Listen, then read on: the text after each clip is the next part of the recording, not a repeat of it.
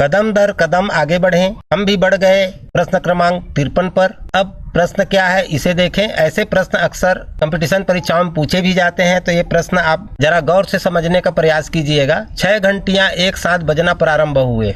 अब यहाँ पर प्रश्न क्या कह रहा है कि 6 घंटियां लगी है अलग अलग, वो एक साथ बजना शुरू हुए चाहे कोई भी टाइम हो। ये 6 घंटियां क्रमशः टन की मान लो आवाज आती है सेकंड पर है। यहाँ ध्यान दीजिए, 1 घंटी 2 सेकंड, एक घंटी जो है 64 सेकंड पर, 1 घंटी 6 सेकंड पर, 1 घंटी 68, 10 और 12 सेकंड के अंतराल पर बजती है। मतलब सभी जो है एक बराबर टाइम लगा के नहीं बजती, इतने सेकंड के अंतराल पर बजती है।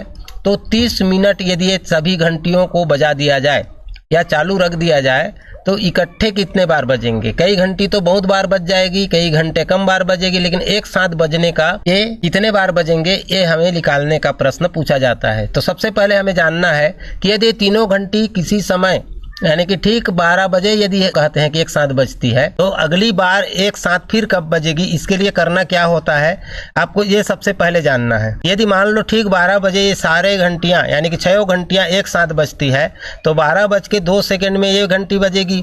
तब तक जो है 12:04 में पहली बार बजेगी, तब तक ये 2 बार बज चुका रहेगा। तो इसी प्रकार अलग अलग समय में बजता है। 12:12 में ये घंटी बजेगी दूसरी बार, तब तक ये तो 6 बार बज चुका रहेगा।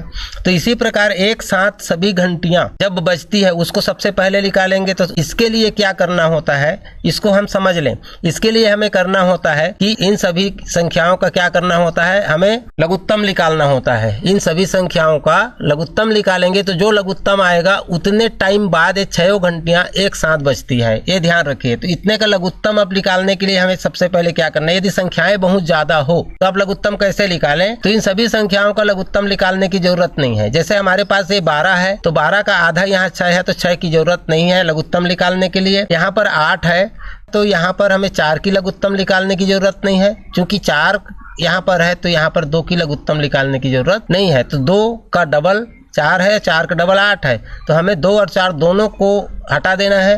6 का डबल यहाँ 12 है तो 6 को भी हटा दें। अब 8, 10 और 12 का हम यहाँ लघुत्तम निकालेंगे। यह है हमारे पास 8, 10 और 12। लघुत्तम निकालने में कुछ बातें यहाँ पर और ध्यान दीजिए, कई लोग गलत करते हैं, इसलिए हम यहाँ पर थोड़ा सा शॉर्टकट तरीका को भी बताएंगे। तो सबसे पहले इस 2 से जाएंगे सभी संख्याएं, तो यहाँ पर 4 आ जाएगा, यहाँ पर 5 आ जाएगा और यहाँ पर 6 आ जाएगा। ये तो आप जान रहे हैं, 2 चौके 8, 2 पंचे 10 और 2 छिक्का 12। फिर ये 2 से 2 संख्याएं जा रही है, तो 2 दूने 4, 5 का 5 और 2 तिया 6। इसके बाद भी पढ़ा पढ़ के अपना टाइम वेस्ट करते हैं कुछ लोग, तो नहीं करना है। नहीं करना है का मतलब देखिए, अब इसमें से सभी संख्या अभाज्य हो गए। 3 भी अभाज्य है, 5 भी अभाज्य है, 2 भी अभाज्य है। तो अब अलग अलग 2 के लिए, 5 के लिए, 3 के लिए ऐसे पढ़ने की जरूरत नहीं है। एक दूसरी बात है कि यदि सभी संख्याएं ऐसे दिख रहे हैं कि कोई भी 2 संख्याएं किसी एक संख्या से भाग नहीं जाती है, तो भी आप यहीं से काम खत्म कर सकते हैं। अब यहीं से काम खत्म करके हम इसको सबको गुणा करेंगे। क्या करेंगे, 2 गुणा 2 गुणा 2 गुणा 5 गुणा 3, मतलब इनका भी गुणा करना होता है। ध्यान रखिए, केवल इतने का नहीं, इतना सबका हमें गुणा करना है। जो नीचे बचा है उसका केवल एक रहेगा, उसको छोड़ देना है। अब इसको हम गुणा करेंगे तो ये 2 अंडरलाइन करके 5 दूने 10, इतना को हम छोड़ दें। 3 दूने 6, 6 दूने 12, ये इसका गुणा इसके साथ करें, इसका गुणा इसके साथ करें। ये अंडरलाइन 5 और 2 का हमने किया है वो 10 है, तो 3 दूने 6 और 6 दूने 12 और 12 दहम 120। इसका हमारे पास क्या मिला, 120 लघुत्तम निकलता है। इतने सारे संख्याओं का लघुत्तम हमें मिला 120। मतलब इस 6 घंटियां जो है 120 सेकेंड के बाद है ना क्या होता है, एक साथ बजते हैं। तो एक साथ 120 सेकेंड के बाद जब बज रहे हैं तो हम अब क्या करेंगे, ये तो जान गए कि 2 मिनट बाद एक साथ बजता है। 120 सेकेंड बराबर 120 सेकेंड बराबर 2 मिनट।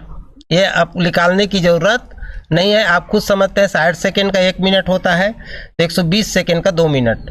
तो अब प्रश्न पूछ रहा है तो 30 मिनट में इकट्ठा कितनी बार बजेगी। तो 2 मिनट में एक बार बजता है एक साथ सभी, तो 30 मिनट में 15 बार बजेगी।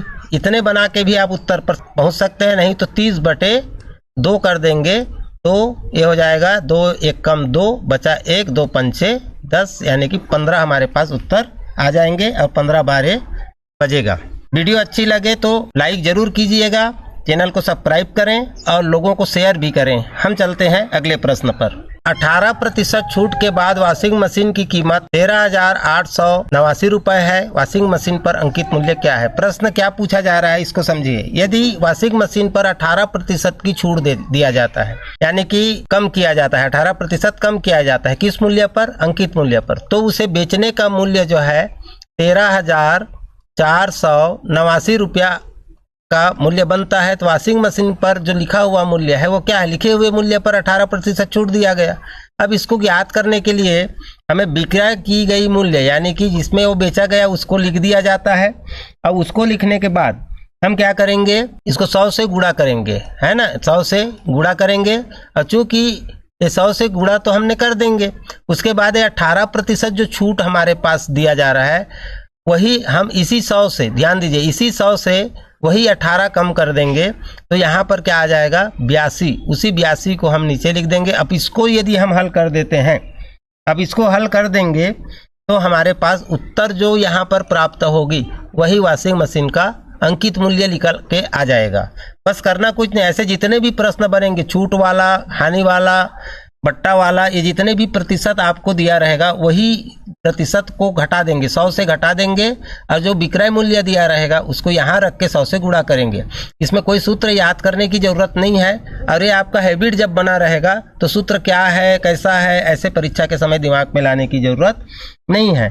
अब यहाँ पर इसी को हल करने के लिए ध्यान दीजिए, हमें चूंकि प्रश्न थोड़ा सा कठिन है तो बहुत ज़्यादा काम हमें इसके अंदर करना होगा। अब इसको हम जब भाग देंगे 82 से इसी को, तो ये सीधे सीधे नहीं कट रहा है, लेकिन हमको सीधा सीधा 82 से ही इसे क्या करना होगा? भाग देना होगा। जब हम कटा नहीं पा रहे हैं तो इसे हम क्या करेंगे? 82 भाग 13,489 हम लिखेंगे और बाकायदा आराम से और धीरे धीरे इसे भाग करेंगे। तो 82 का एक बार पढ़ा जाएगा, 82 एकम 82, और दोनों बार में 160 से 64 हो जाएगा। तो यहाँ पर हम क्या कर देंगे? इससे 82 घटा देंगे, और जैसे ही हम 82 घटाएंगे हमारे पास यहाँ पर ये 2 आ जाएगा और ये 5 आ जाएगा। 13 में 8 गया 5। अब उतारेंगे किसको? 8 को। हमने यहाँ पर 8 को उतारा। अब ध्यान देंगे कि हम इस 82 का कितने बार पहाड़ा पढ़ें कि 528 से ज़्यादा ना हो। तो हम आखिरी के अंकों को एक बार के लिए छोड़ देंगे और 8 का पहाड़ा पढ़ के देखें 52 से अधिक ना हो। 8 5 6 40, 8 6 48, 8 7 56, तो 7 बार तो जाएगा नहीं, तो 6 बार पढ़ते हैं। इसको हम 6 बार पढ़ेंगे तो 6 दूने 12 का 2 हासिल 1 बच गया, है ना। 6 का पहाड़ा पढ़ रहे हैं, 6 दूने 12 का 2 हासिल आया 1, और 8 छिका 48 और 1 49, यानी कि ये हो जाएगा 492 होगा। और 492 से फिर हम जब घटा देंगे तो ये हो जाएगा 6, और यहाँ से 12 होगा, तो 12 में से 9 गया 3, और ये चूंकि 4 हो गया तो ये कट गया। अब उतरना और बाकी है क्या? 9। हम 9 को उतारेंगे तो क्या हो जाएगा? 369। अब 369 के लिए भी हम वही पहाड़ा पढ़ेंगे 82 का। तो 82 का 2 का हमने छोड़ दिया, 8 चौक 32, 8 5 40, तो 4 बार जाएगा। कितने बार गया? 4 बार। तो 4 के लिए यहाँ पर आ जाएगा 8, 2 चौके 8, और 8 चौक 32, ये हो जाएगा। अब हमारे पास इसको घटाएंगे तो ये 1 होगा, और ये हो जाएगा 4, और ये कट गया। अब ये 41 क्या है? बचा है।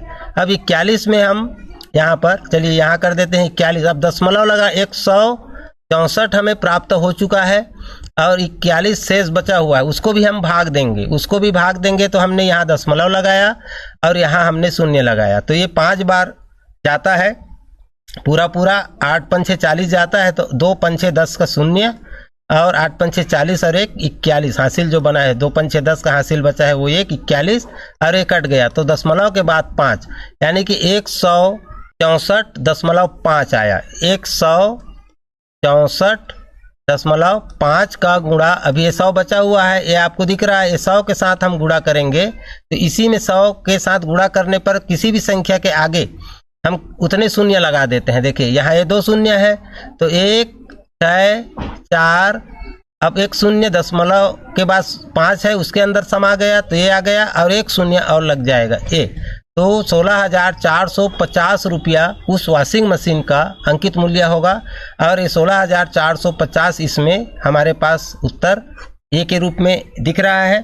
चलते हैं अगले प्रश्न पर। तब तक वीडियो को एक लाइक जरूर कीजिए, इसके लिए आपको कुछ सेकंड का ही समय लगता है। 3 अंकों की बड़ी से बड़ी संख्या जो 34 से विभाजित होती है या पूरी तरह से विभाजित होती है, तो हमें ये जानना है कि 3 अंकों की वह कौन सी संख्या है जो 34 से पूरी तरह से विभाजित हो जाती है। इसमें से 3 अंक की बड़ी बड़ी संख्या दिया हुआ है, या तो हम इसी को भाग देकर देख सकते हैं सबको, तो बहुत टाइम लगेगा।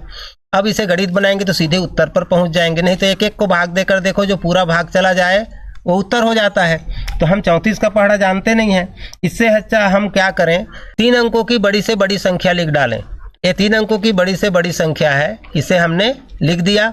और लिखने के बाद इसी संख्या को हम इसी 34 से क्या करें, भाग दें। क्या करें, 34 से भाग दे दें। तो अब 34 से इसे भाग देंगे तो 34 दिया बार तो जाएगा नहीं, तो 34 दूने 68। अब 68 हम इसमें से घटा देंगे तो हमारे पास ये हो जाएगा 1, ये हो जाएगा 3 और ये 9 का 9 उतरा। कितने बार हमने पढ़ा है, 34 दोने, है ना, ये हमने पढ़ा 2 बार। उसको भी यदि लिखना है तो लिख सकते हैं। अब फिर 34 का हम पहाड़ा पढ़ेंगे जो इससे अधिक ना हो। तो इससे अधिक ना हो उसके लिए हमें देखिए 34 का हम पहाड़ा 10 बार पढ़ेंगे तो 340 हो जाएगा। क्या हो जाएगा, 340, इससे ज़्यादा हो गया, ये दिख रहा है।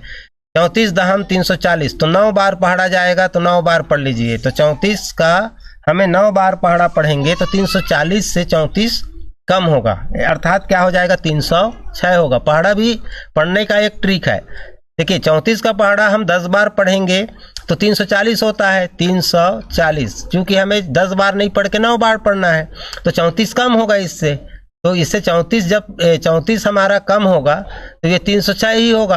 तो इस प्रकार 306। अब यहाँ पर हमारे पास जो शेष बच जाता है, क्या बचेगा, 3 और ये हो जाएगा 1, ये कट गया। अब यहाँ पर हमारे पास जो शेष बचा है वही शेष को इसी से घटा देना है। ध्यान दीजिए, 999 हमारे पास हमने जो संख्या लिया था, 3 अंकों की सबसे बड़ी से बड़ी संख्या हम लिए थे, वो जो है किससे 34 से पूरा पूरा भाग नहीं जाता, उससे 13 हम कम कर देंगे। 13 जो शेष बचता है वो कम कर देंगे, वो संख्या हमारे पास आ जाएगा जो हमें 34 से पूरा पूरा भाग जाने वाली संख्या बन जाएगा। तो यहाँ पर हमारे पास आया 6, घटाएंगे तो अरे हो जाएगा 8 और ये 9 का 9, यानी कि उत्तर जो हमारे पास दिख रहा है 986।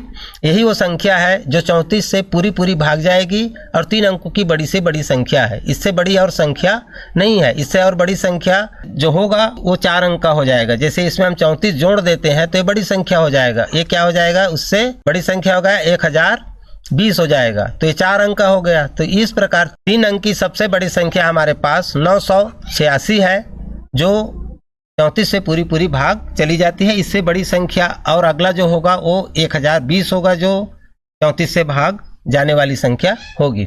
इसके बाद हमारे पास क्या प्रश्न है, वहां भी चलते हैं। 3 के प्रथम 5 समगुणज क्या होगी। प्रश्न बहुत कठिन नहीं है, केवल समझना है। ऐसे प्रश्नों को भी कुछ बच्चे नहीं कर पाते। तो 3 के प्रथम 5 गुणज, देखिए 3 के प्रथम गुणज क्या है, 3 है ना। 3 के प्रथम गुणज क्या है, 3 है। और 3 के प्रथम सम गुणज क्या होगा, 3 का पहाड़ा का जो भी सम संख्या आएगा, 3 दूने 6।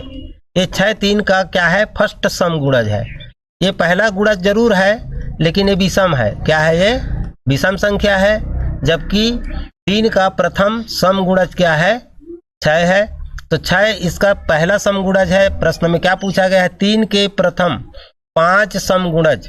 तो 6 हमारा क्या है, फर्स्ट समगुणज है, वो है 6। और दूसरा समगुणज हमारे पास 6 का ही पहाड़ा पढ़ना है। ध्यान दीजिए, 6 का ही पहाड़ा पढ़ेंगे तो 12 हो जाएगा। तीसरा हमारे पास समगुणज 6 18 हो जाएगा। और चौथा हमारे पास उसी 3 का समगुणज 24 हो जाएगा। और उसी 3 का 5वां समगुणज 6 30 हो जाएगा। तो ये हमारे पास 3 के प्रथम 5 समगुणज जो पूछा गया है वो यही उत्तर है। तो इस हिसाब से आप समझ गए होंगे कि इसमें से अब कौन सा उत्तर है ये। तो ऐसे आप जो है आसानी से छोटे प्रश्नों को भी कम समय में हल कर सकते हैं। तो बने रहिए हमारे चैनल के साथ। वीडियो को अधिक से अधिक लोगों को शेयर कीजिए। आज के लिए बस इतना ही। धन्यवाद। जय हिंद, जय भारत।